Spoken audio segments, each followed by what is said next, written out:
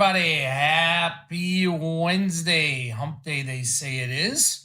And what is going on in the markets? It looked like we were going to take a little bit of a breather this morning here. We got CPI data, big inflation data that kind of came in right as expected. So I'm looking at bond market here right now. The bond market rates had come down a little bit this morning. They're back to unchanged. The 10-year is right at 441 right now. So kind of unchanged. Market initially was a little bit hesitant on these numbers, a little bit back and forth, back and forth. Since then, though, we've rallied. S&Ps are at their high of the day right now, up about 22 points. The NASDAQ's up about 50 points. The Dow is up 200 points. It is the small caps, the Russell, the IWM. They are in the green, but just slightly right now. So they are lagging a little bit. And of course, we've got to talk about Bitcoin, right? And crypto. Bitcoin saw another brand new high at 93,000 before pulling back a little bit now. Really interesting. Let me go over to the charts here. If we look at Coinbase, okay, Coinbase has been all over the place today. In fact, let me bring in a better chart than this. Let me bring in my Thinkorswim chart that's going to show Coinbase, and I want to put it up here on a 1 minute chart today. Hello, everybody. Amazon to the moon, somebody says. I like that. Let's get Coinbase, and here we go. So you can see Coinbase here. It's kind of down early this morning. Okay. Big run up here. And that's when Bitcoin just exploded again up to 93,000. And now on its lows of the day. So again, this is a proxy. Coinbase, maybe Mara, but Coinbase is really the proxy for Bitcoin. That and MSTR. Let me punch up MSTR. I'm going to imagine that we will be seeing a similar type of graph, similar type of chart on the 1 minute chart. And there it is. It's almost an exact replica of Coinbase. This is MSTR. So same thing. Kind of, was doing nothing this morning here. Big rally up, brand new highs again on Coinbase, or excuse me, on Bitcoin new highs.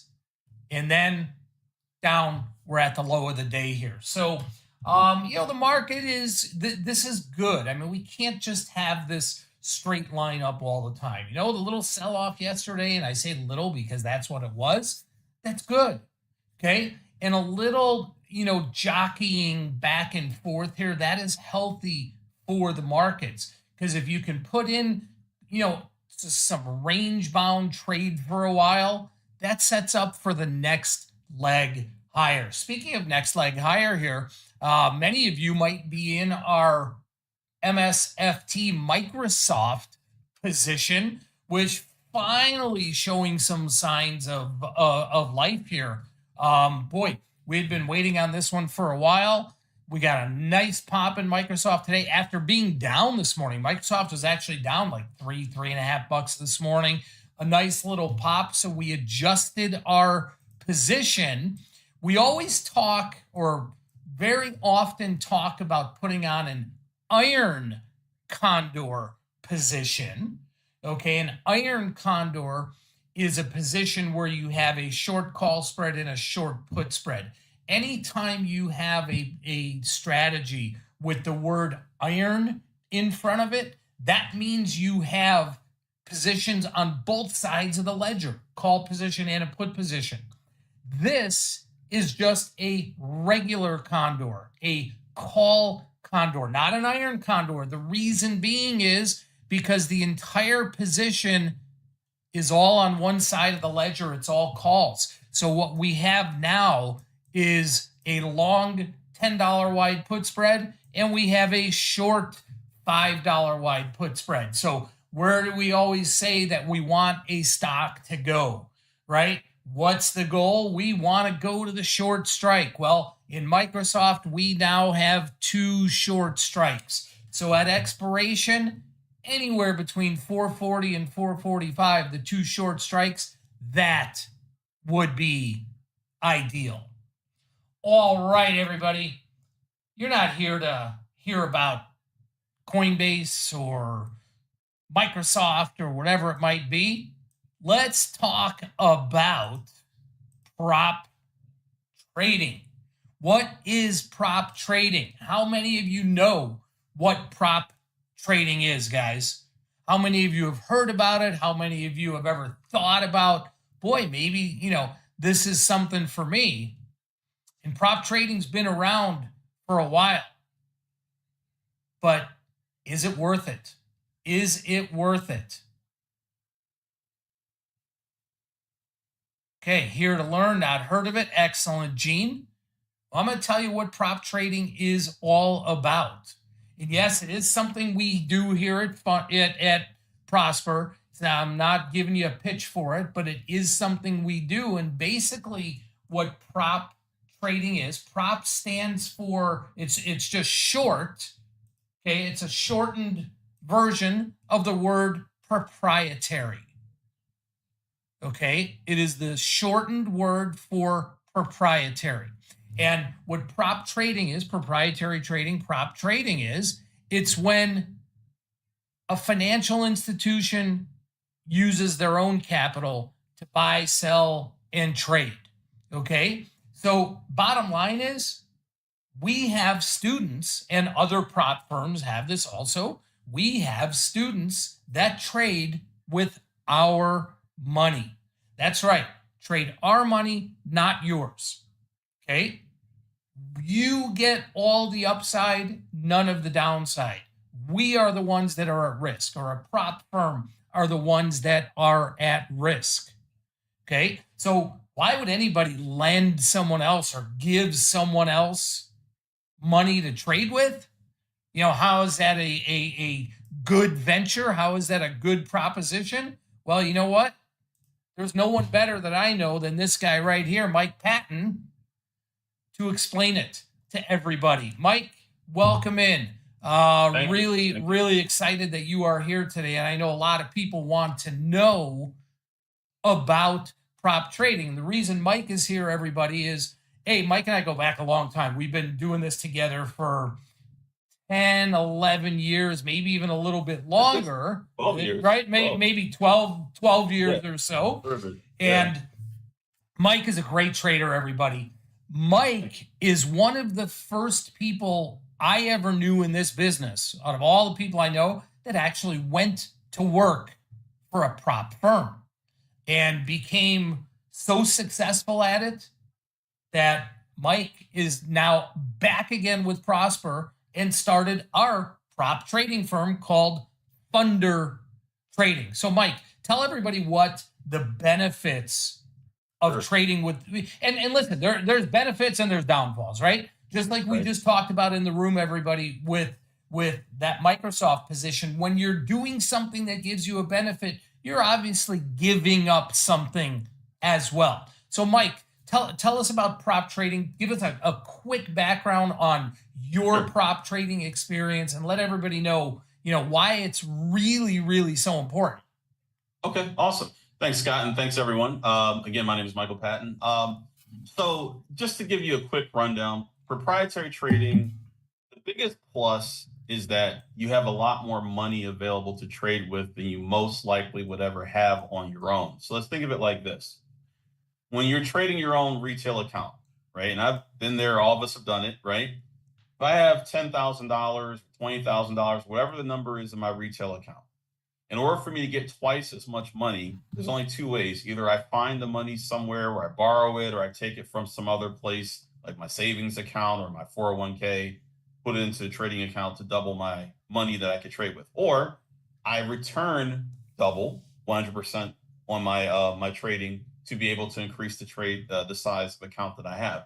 So essentially, for retail trading, the only way you really can scale up your account size realistically is you'd have to keep trading successfully enough to build the balance up, which is fine. There's nothing wrong with that.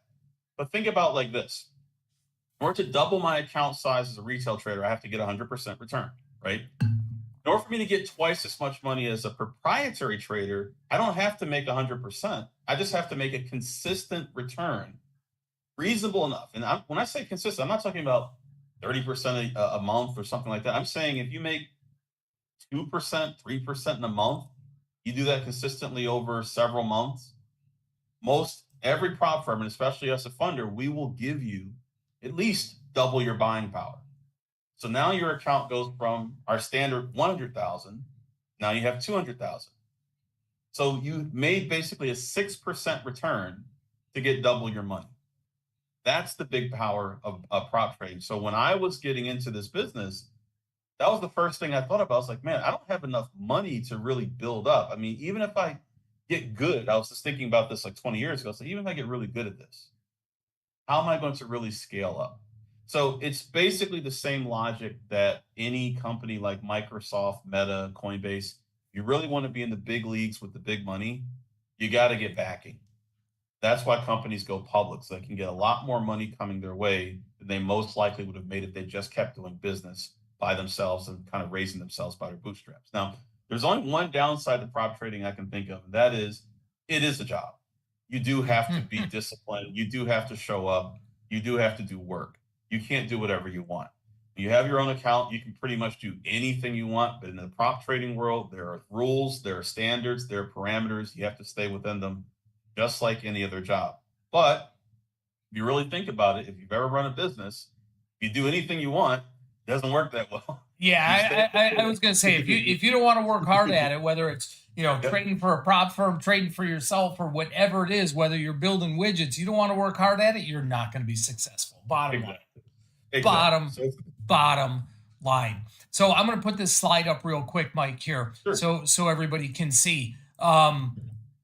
Really, there's 3 steps. Okay, there's 3 steps to trading for a prop firm. Okay, understanding the reason behind funded accounts, and Mike just kind of went through that. Why are there these funded accounts? And we do it, and other firms do it because we believe that the people that we are not loaning, but giving money to are going to be successful because they've gone through a regimen, they've gone through a program, and we've seen them show us to be successful.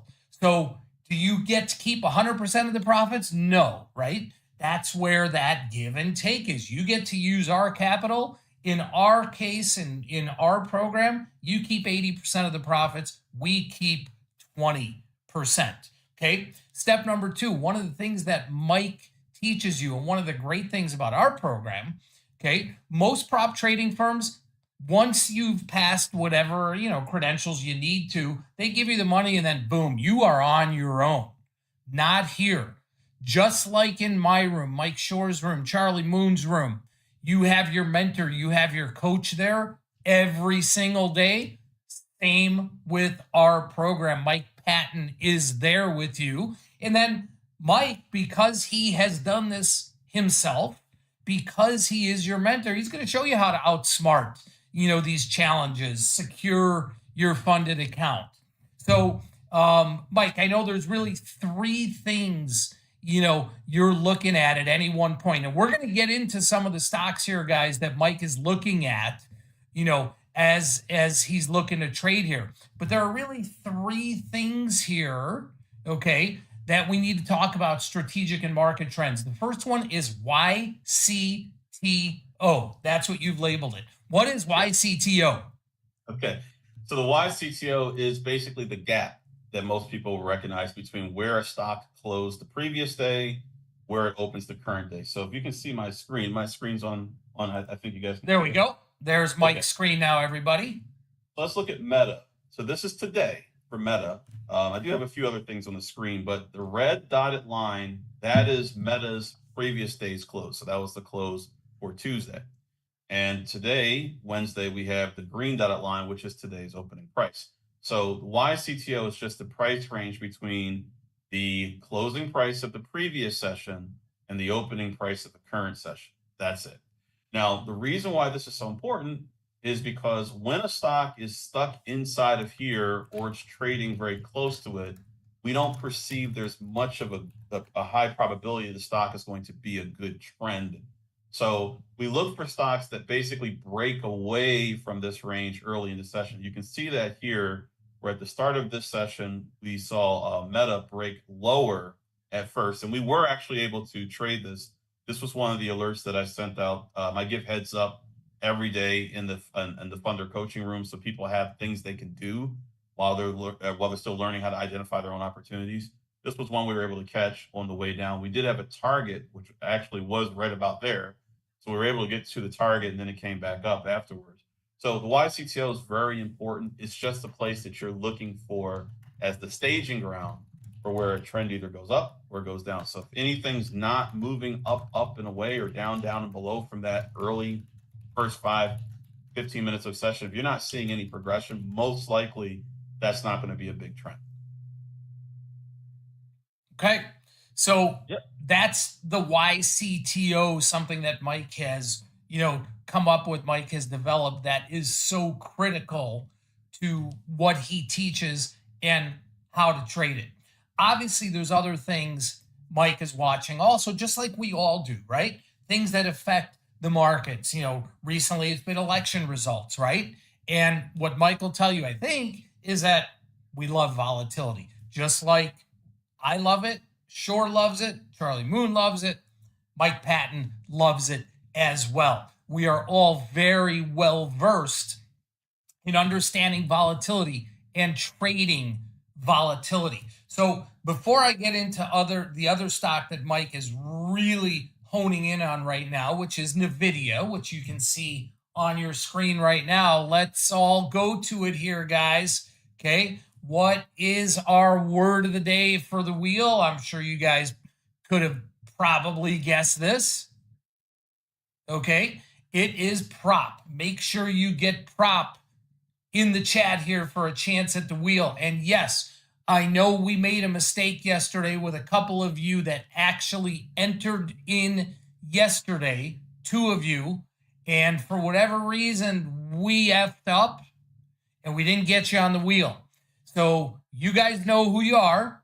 If you're here today, and if we see you enter in today, we're going to enter you in twice for today. So far, I haven't seen it come through. Either of you that oh, now I do. I see one of them. Okay, so you'll be on there twice, and if the other person is, you'll get on there twice as well. All right, let me get back to Mike Patton. Oh, there we go. Okay. Mike Clark, both people from yesterday, as you can see here, are entered in today. You guys will be entered in twice. Okay, let's go back here. I know another big stock on Mike Patton's radar is NVIDIA. So, Mike, let me go back to your charts here and show everybody what you're looking at in NVIDIA. Okay, so let's talk about that. For NVIDIA, I was looking yesterday, the stock was moving up. We saw an opportunity there. I have to, I remember if we actually were able to grab a trade in that. I don't think we were, but it was looking like it was going to be bullish. Now, one of the things that I had to look at yesterday was there was big resistance for NVIDIA, and I want to show you guys where it is. Now, to do this, I'm going to have to bring up a chart that probably a lot of you have never seen before. So let me just quickly say what this is. This is called Bookmap. It's actually on Thinkorswim. You have to subscribe to it. It's a special feature on Thinkorswim that you can request. It has a cost to it. I'm not going to get into all that, but what it's showing is what's called the order book. So when you do trades, when you buy or when you sell, and you buy or sell at market price, you have to buy or sell to somebody else. There's just got to be someone on the other side. So you have orders that are posted to sell. You have orders that are posted to buy. We call the orders to sell offers or asks, and we call the orders to buy bids. So you guys have heard the bid-ask spread before, I'm sure. So what this is showing is any lines that are above this white line is the last traded price of the stock. So any lines, these horizontal lines that you see that are above, they're just showing significant areas where there's a concentration of offers to sell. So, Mike, that big orange line up top there, yes. So what price is that actually? 150 exactly. Okay, so now big round number. Yes, not surprising because that's usually where they are. Exactly. So at 150, and it's not exactly at 150. It's at there and it's surrounding it as well, but it's concentrated most at 150. So think of that as the peak of the mountain of orders. Then everything else kind of spreads to the other side, where it kind of ends when you get close to 150.20 or down to 149.80 or so. That's where like it just kind of all disappears. So this is basically the mountain right there, and there's a mountain of 2 million plus shares that are waiting to sell at that price. Now, folks, what this means is that's resistance. That's the real thing. You can actually see it. And in trading, like for example, if I were on the trading floor and I could see where people have their orders waiting to do bigger trades, I could use that to my advantage. I could say, okay, well, when the market gets up to that price, this big trader is going to be selling a lot of shares. So there's a good chance this stock may not be able to easily pass through there, maybe not at all. So we do have massive resistance sitting above for NVIDIA, nothing we haven't seen before. But nevertheless, at this moment, they're showing at least 2 million shares to sell. Now, today we opened pretty close to that point, but we kind of slid down. Down below, this is showing the net order flow balance of buying versus selling, and it's showing that it's mostly been negative. That's why that line's going down. Yeah, I think actually the high of the day from what I see is 149.77. Yeah, so it got really Yep. close. Just kissed it and went away, right? So, folks, the reason why I'm watching this is if someone's posting an order there and they're making sure everybody sees them, probably they think they can actually get filled.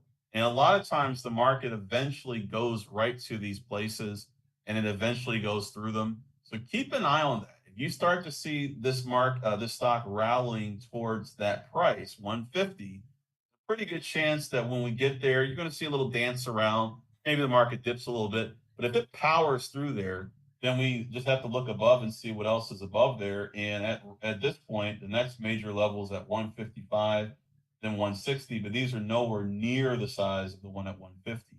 So Bookmap again, it's just a nice tool that I use. Most of the people in Funder, if they have Thinkorswim, I just recommend they use it to help us find trades. And on a side note, before I forget, same is true for Meta. Not as big of an order, but Meta doesn't have the same volume of trading as NVIDIA. So right here, we've got at 600, there's about 83,000 shares. For NVIDIA, that'd be nothing. But for Meta, that's big. So we got that level up there too. So in both cases, we have some indication that there's an expectation prices will go up. And most of the order book seems to be stacked on the top side. So usually when I see that, it means the market is actually pricing in. It's the expectation of higher prices. It's just a matter of when. So for right now, I would keep a close watch on those levels. If we happen to be trading near them, always expect that you're going to get some strong reaction as long as those orders are there. But if we clear through them, then it should be a pretty good breakout. And some good examples of times where that's happened. Apple back in June when that broke out strongly, we had a similar picture. We had about 3 million shares that were sitting there around, I think it was around 200. It broke through. I mean, it went basically $20 higher in 2 days. So this is probably a good place to look for a potential trade. So, Mike, excuse me, a couple questions from Sure. from in the chat here, which I think are really relevant. Okay, somebody Sure. want to know if you are day trading, and yes, you can explain that. And what time frame on your charts do you use? All right, so we are day trading, yes. I do recommend that when we look at intraday trading, it's a good idea to remember where larger orders were when you see them. So anytime we're trading, I usually take a quick scan of the market to see what's above and below. And we just take a note of that. So if it's a large enough order that stands out day after day, just know it's there because that's probably going to be in place sometime later. This chart doesn't have actual time settings. You can, but it's more of a continuous setting. So it's kind of different. But when I do look at the market on a regular chart, it's always 1 minute for me intraday. I don't like to look at multiple time frames. I just have a daily chart just to see where things have been. And I have a 1 minute chart for intraday, and that's plenty. If you have those two, you're fine. Some people prefer more, but I really don't. Yeah, it's kind of that old adage, KISS, keep it simple. You know what? I think we talked about it yesterday with Right. something else as well, right? Sometimes it can really, really get into overkill. Another question. people that get into prop trading, are Mhm. they experienced traders that have been doing this for a long time, or can someone just kind of starting out go through a program and try and get funded? Good question. So Funder is set up to be an open door prop firm where anyone who wants to come in can come in. And the majority of the people we have are not people with a background in proprietary trading. It's very rare if someone comes in that does. Now, if you have a background in proprietary trading, it's still great. You can still come to us. But usually people who have a long background in prop trading, they may end up going to a place like Citadel or Goldman Sachs or somewhere like that. But if you're trying to break into this business, that's outreach for you. So Funder is set up to allow a person with the desire and the will to actually make, to learn how to trade. And we do provide training and we provide all the tools and resources necessary, as well as, like I said, I give out opportunities throughout the day so people have an opportunity to at least follow along with what I find. But yeah, you don't have to have experience. I would say with Funder, we have a stocks focus and an options focus. You can choose either or. Some people actually do both. If you don't have any experience in options, I would strongly suggest you stick to stocks because you have enough buying power where you don't have to worry about Yeah. that. But if you have options experience, you can, of course, decide to go that route and use your knowledge and skills of that. And we close out positions at the end of the day, right? That's right. That's right. So Don't everything is take per anything day. overnight. Right. So no swing trades, no overnight trades. You can't trade through earnings or anything like that. But the reality is, in the prop world, it works better because basically you want to be able to be flat at the end of the day. You don't want to carry that risk overnight because you never know. I mean, a stock could be down 20% overnight. And when you're trading with that much leverage, you don't want to be on the wrong side of it. Yeah, for So sure. intraday is a lot safer and we get better results that way anyway. Question, and I don't know the answer to this. I'm sure you do. Someone asked about if I'm in Canada, can they be part of the program? Okay, so the short answer is no. Unfortunately, the Canadian government is not very friendly towards this sort of thing with the US markets. But what a lot of people do is the workaround is if they have any type of residence in the United States or something like that, they may work that direction. I can't tell you what you can do in that sense. I mean, you would have to look into it. But the bottom line is for the most part, no, you can't. You would have to be a US resident and that applies for other countries. Except if it's a U.S. territory, you're still okay. But if it's not, then unfortunately we can only service U.S. Residents or U.S. territory. Or if you have citizenship in U.S. but you're living abroad, it still works. Still good. Got it. Final call for the wheel, guys. You see the prop. Okay. So please, please, please, we don't want anybody to be excluded from this. Make sure you get that in the chat here. Another question for you, Mike. On average, how many trades per day would you say? Okay, so if you're asking me personally, I'm typically going to average between three and if it's a really busy day, maybe six. Okay, so it's not a lot of trades in my case. I personally prefer just to park the money in a trade and let it work itself out. A lot of people in the room are scalpers, so they're in and out of trends. That works too. As long as you trade with the trend, and all we're looking for is trend. So if the stock's not clearly going in a particular direction, we don't touch it.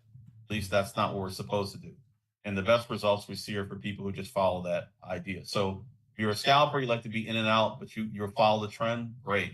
If you want to kind of park the money in and let it work itself out, you kind of manage the position throughout the day, that works too. But you don't have to do a ton of trades to make this work. Awesome. And that's also a big thing. Everybody that day trades, or a lot of people I know that day trade, thinks it has to be just constant in and out and in and out and in and out. And that's Yep. really not the case. And like what Mike Shore does, Mike Shore's, short-term trading, day trading, it's not a prop trading, but Mike is concentrating on like 4 or 5 names, 6 names. He's not looking for 500 different things to trade. And again, guys, trading is difficult enough as it is, regardless of the type of trader you are, day trader, swing trader, whatever it is. Don't make it more difficult, right? Get to the lowest common denominator and something that gives you the highest probability of winning. And focus in on it. Another great question here. Do you provide trader alerts in and out also? Yeah, we do. Now, I want to be clear. The purpose of the funder program is not to be like the a signal service, right? Right. The idea is I'm giving examples in real time. So there's going to be the direction, the where your stop should be, where you should be looking to enter, what's the exit target, and pretty much everything in between. So that happens on a regular basis. And that's only stuff that I point out. So if I point out something in the room, it's got to be something that looks like we have a good chance of winning, and it will just be any stock that I see that has the right pattern and profile trading. And of course, this is one of the ways you learn by observing what type of opportunities I'm selecting.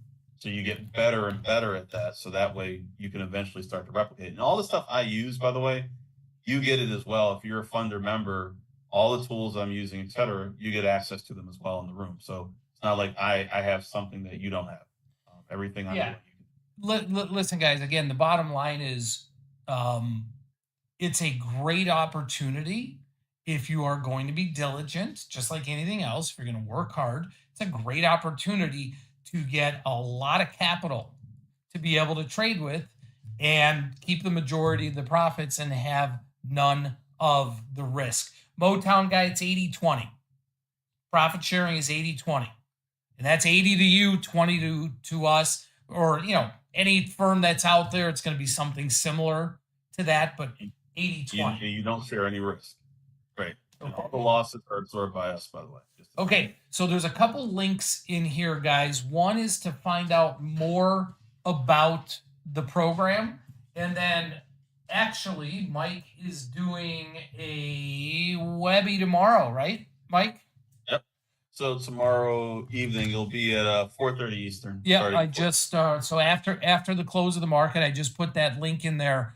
Anybody that wants to join, find out more about it, Mike is doing a Webby tomorrow. All right, let's take a look at that wheel. Let me see, Mike Clark, do we have the wheel ready to go? And while we're waiting for the wheel here, I'm looking for it right here. Mike, Pat, any other stock that is really hot on your radar that you're looking for? Right now, just Meta and Nvidia, but I would keep a close eye on Bitcoin-related stocks because, as you rightfully point out, these are moving. Post-election, we're basically seeing exactly what you would expect. Stocks focused on hydrocarbons doing well. Stocks focused on green energy usually not doing well. Bitcoin stocks doing well. So it's pretty simple. It's just whatever the expectation is will be the focus of the incoming administration. What industries are going to get the most boost? That's what we're looking at. So you want to keep an eye on those industries for that reason. Some industries are just going to be the same no matter what. Healthcare is probably going to be healthcare, things like that. But other things are going to have some impact. And Bitcoin, I would say, with the Bitcoin, you're going to have a lot of volatility for one major reason, and that is, as of right now, I just checked the stat, 22% of institutional trading firms own 22% of the ownership of Bitcoin ETFs. In other words, they're representing only 22% of the holders. And that's a fairly small number. If you look at other big stocks, there'll be a lot, like 70, 80, 90% is institutional money. So that means that the vast majority of the money in the Bitcoin ETFs and Bitcoin related stocks, a lot of times, except for Coinbase, probably that's mostly institutional. But when you look at the ETFs, the majority of the money is actually retail. So when you have most of the money in retail, it moves. Because the retail trader, just think about it, guys. We're all retail traders, right? We are making a lot more transactions. We are in and out a lot more than a big hedge fund is going to be, where they're, more so buy and hold. So absolutely. All right. We've got the wheel here, guys. This is a packed wheel, as many of you have said here. Here we go. The two of you who we missed yesterday, you are both entered on here twice. I checked it myself. So again, I apologize for yesterday. Mike Patton, can you give us a drum roll? All right. Not sure we can hear that, but I don't know if you get to hear that. All right, I'm going to pound on my desk here. I think my mic filtered it out. Okay, there's our drum roll, and the wheel is spinning. The wheel is spinning. And who are we getting to, John or Gilbert? Got a new winner today, folks. Gilbert, are you in the house? Are you in the house, Gilbert? Remember, you gotta be here to collect. Gotta be in it to win it. Gotta be in it to win it. Gilbert, are you here? And you know what? Since we had Mike Patton here today, oh, Gilbert, nicely done. All right. We've got some Funder swag too. I think that's what we're gonna give out today. I can't wait. So Gilbert, Awesome. you know what to do here. Shoot me an email at prospertrading.com. Shoot me an email with your name, mailing address, and your size. That is awesome. All right, everybody. Really, really appreciate everybody being here today. Mike Patton, thank you for being here and let everybody know a little bit about the world of prop trading. If you are interested in it, we put a couple links up there. One to get more information, the other one to actually register for Mike's webinar, which is tomorrow at 3:30 Central, 4:30 Eastern time. Let's get back to it, guys. There's there's a lot of movement. There's a lot of wrangling going on in the markets right now. So appreciate everybody. Appreciate you, Mike Patton. Have a great day, and we will see everybody tomorrow. Take care, folks.